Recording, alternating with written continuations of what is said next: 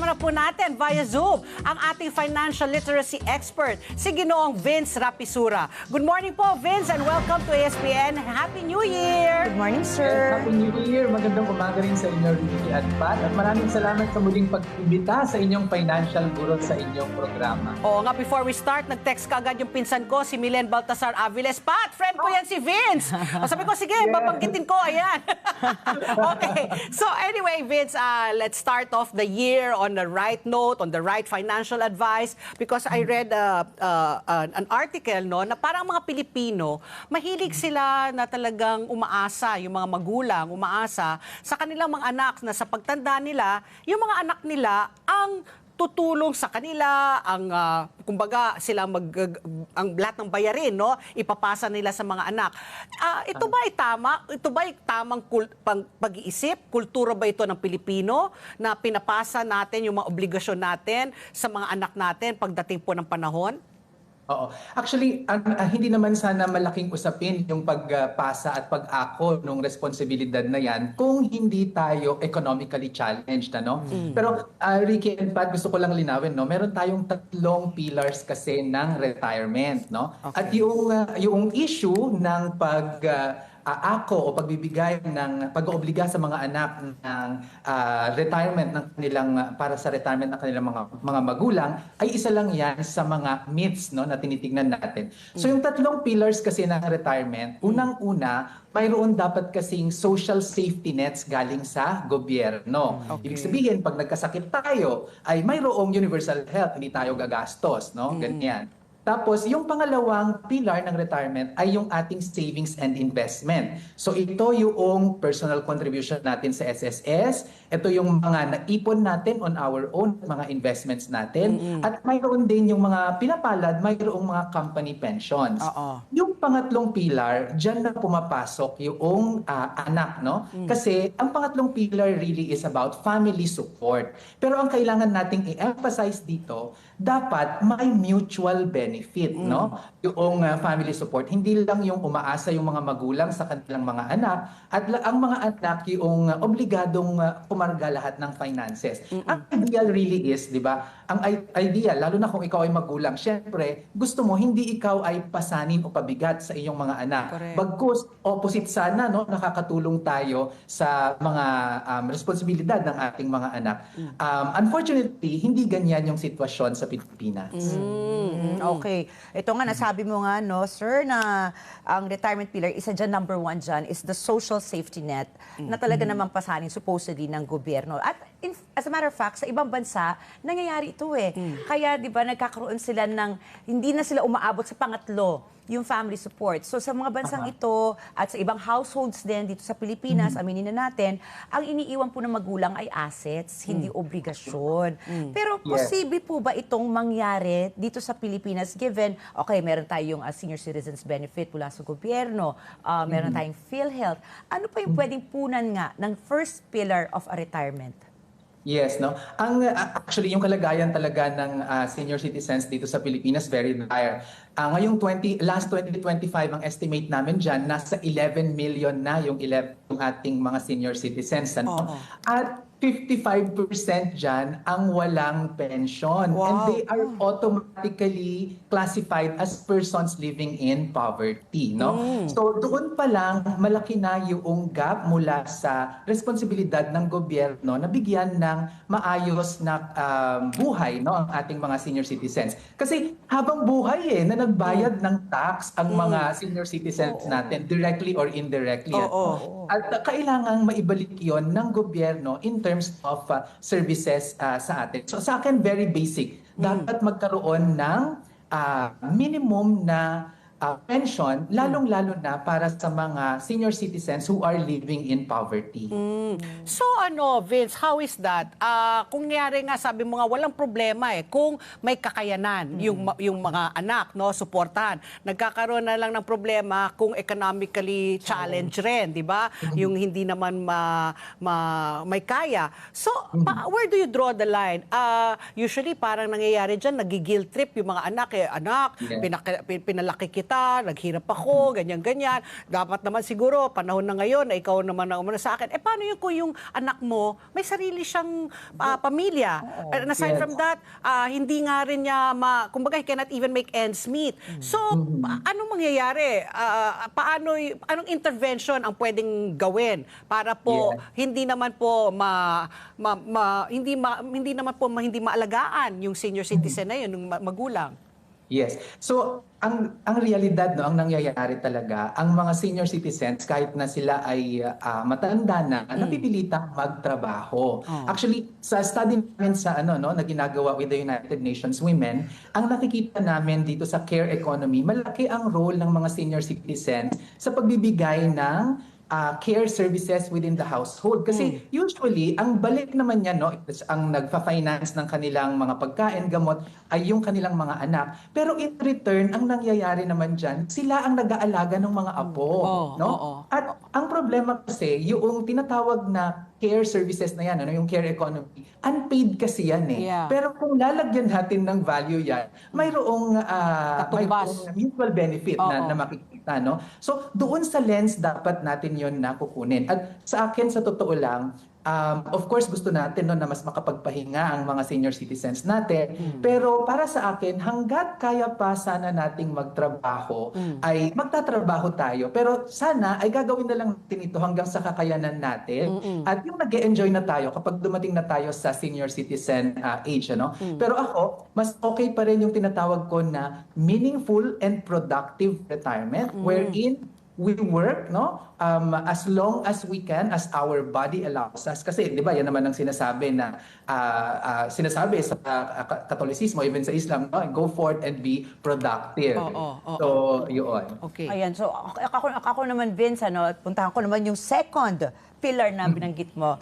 Ito na nga yung savings and investments. So, unfortunately, sa totoong buhay naman, hindi lahat naman talaga ng adult. Although, ang sabi ko nga kay Patpi kanina, ang turo kasi sa amin, habang kaya mo pa magtrabaho, mag-ipon ka na, gawa ka ng mga investments for your retirement fund para, di ba, ang anak mo may sarili ng buhay yan. Di ba, pabayaan mo na siya na mag-impok naman para sa sarili niyang pamilya. Ang paano naman sa totoong buhay din naman, napakataas ng bilihin, maraming walang trabaho, maraming underpaid. Paano nila mapagtitibay, given the current financial situation, socio-economic situation sa Pilipinas, ang kanilang retirement fund? Paano sila magkakaroon ng retirement fund kung sa ngayon pa lang, sa araw-araw, parang nahihirapan na sila to make ends meet? Yes. Yung foundation ng ating retirement ay talaga namang inuumpisahan natin yan na maagang-maaga pa. The moment na tayo sana ay magtrabaho, tayo ay nagko-contribute sa ating mga government programs, lalong-lalo na sa SSS at saka sa Pag-ibig. Ang Pag-ibig, yan ang ating National Savings Program at usually ang pinaka-purpose talaga niyan ay for retirement. Tapos yung pension naman natin ay para sa SSS. No? So meron namang mekanismo ang gobyerno para dyan, pero sa pag-aaral namin, ito naman sa World Bank study naman namin ito, nakita namin na maraming mga nahihirapan ang mag-contribute sa kanilang mga SSS, lalong-lalo na dahil namamahalan sila. And when we took a look at it, yung mga sabi mo nga, yung mga maliliit ang kita, they are left to fend for themselves. Unlike kapag tayo ay nagtatrabaho sa gobyerno o kaya sa private corporations, mayroon tayong kasangga na nagbibigay ng counterpart contributions para dun sa ilalagay natin sa SSS at saka sa Pag-ibig. Pero sa mga nano-enterprises, sa mga informal sector, walang counterpart contribution. Talagang sila dapat ang bahala sa sarili nila. And to me, that is unjust. Ito yung mga pupwedeng lagyan ng policy guidelines, lagyan ng batas para mas maging equitable ang ating retirement pagdating ng panahon. So what do you suggest para nga dyan? Dahil mas malaki naman talaga sa populasyon natin yung kumbaga ay wala ngang access sa mga ganitong mekanismo. Oo. Isa sa mga suggestions namin doon sa researches na ginagawa namin ay yung counterpart na binibigay ng gobyerno at private sector sa mga employees, dapat sa mga nano-enterprises at saka sa informal sector, yan ay ang counterpart na yon ay nanggagaling sa gobyerno para mas maging abot kaya para sa mga mahihirap yung pagko-contribute. Hindi natin sinasabi sa kanila na, oy, libre para sa inyo.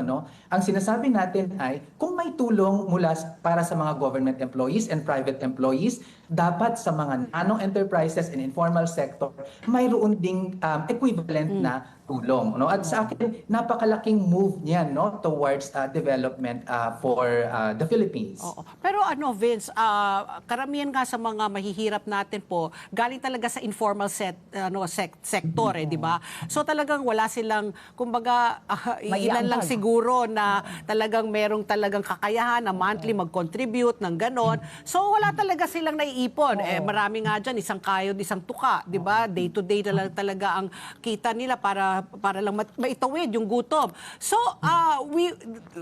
unfortunately, they will really have to rely sa government sector, di ba, para sa ganung mga social services nila. So, ang aking gustong malaman po is, may pag-asa pa kaya na gumanda ang kalidad ng buhay ng ating mga senior citizens, lalo na ngayon na gumaganda naman yung Universal Healthcare Law, baka aside from the Universal Healthcare Law, meron nga tayong pension program. Kasi yung pension program, you have to be a member of SSS. So dapat ibig sabihin, empleyado ka. Pwede ka mag-volunteer. Pero ang hirap nga yung, di ba, yung monthly na or yun na nga, volunteer. So paano po yun? What programs can we look into? Or can the child or the children parang invest their parents invest for their parents already for the future?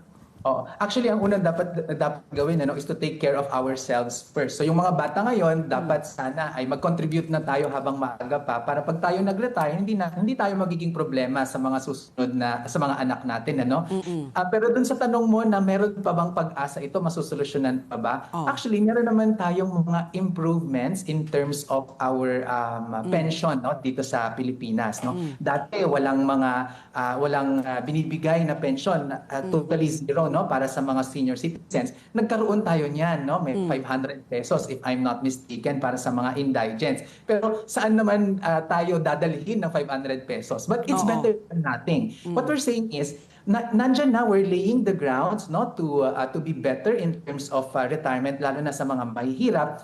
Pero marami pa talaga tayong kailangan gawin. At alam nyo, napaka-obvious naman ang sagot dyan Bawasan lang yung mga flood control projects na yan at ilagay sa social services. Di ba? Meron tayong budget.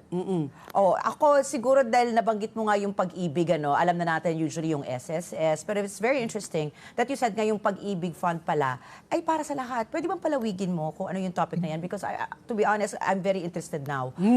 Yes. So yung Pag-ibig is our national savings program at lahat ay mandatory na dapat magpa-member dito kapag meron na tayong, if I'm not mistaken, 5,000 pesos na income. So ang minimum contribution dyan sa ating regular Pag-ibig savings ay I think 100 pesos for voluntary. That's the lowest. Per month. Yes, per month, tapos meron tayong Pag-ibig MP2. Ito yung pinaka inaabangan ng lahat kasi mataas ang dividendo nito, tax-free, at saka 5 years yung term niya. Kapag kakailanganin mo for emergency, pwede mo rin itong ma-withdraw. So ito ay isang magandang mekanismo, financial product mula sa gobyerno, tax-free, it's government guaranteed, so napaka-safe ito. Maganda itong product for retirement planning. At mayroon din niyang equivalent na bagong-bago lang na produkto ang SSS.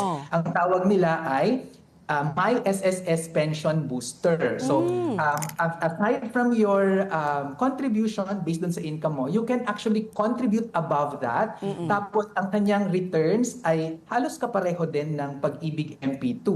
Tapos, ang term din niya ay nasa 5 years and then tax-free din ang kanyang mga interest na nakukuha dito. Alam mo, Ricky, i-share ko na ng Vince, ito nga MP2 ng Pag-ibig Fund, talagang ako dyan, nag-subscribe. Kasi nung chinek ko, syempre ilang years akong empleyado, di ba? So nung pina-check ko kung magkano na-contribute ko, nagulat ako. Wow. Limpak-limpak na pera ang naipon ko. So pinapalipat ko nga dito sa MP2. Kasi yung MP2, compounded yung interest, di ba? For example, kunyari 50,000 lagay mo sa MP2. So ang interest rate niya is I think 6 or 7% if I'm not mistaken. So in the first year, you earn 6%. So kunyari yung 50,000 magiging sabihin natin 56,000, sabihin natin. Yung 56,000 sa second year, another 6%. So baka maging 65,000 yun.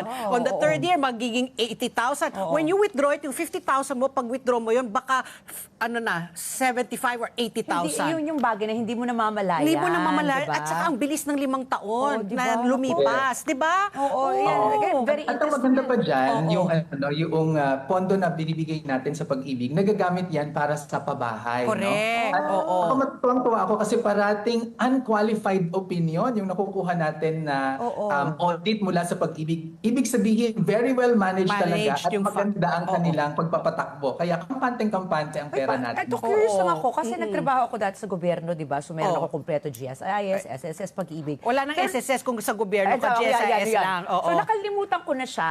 Ngayon ko lang naalala ulit. Pwede ko ba bang balikan? Meron pa ba akong pondo doon? You go to Pag-ibig. May dashboard yan. You can go back to your account and then you will see how many times you contributed, magkano ang inipon mo throughout the years. Baka may limpak na rin ako.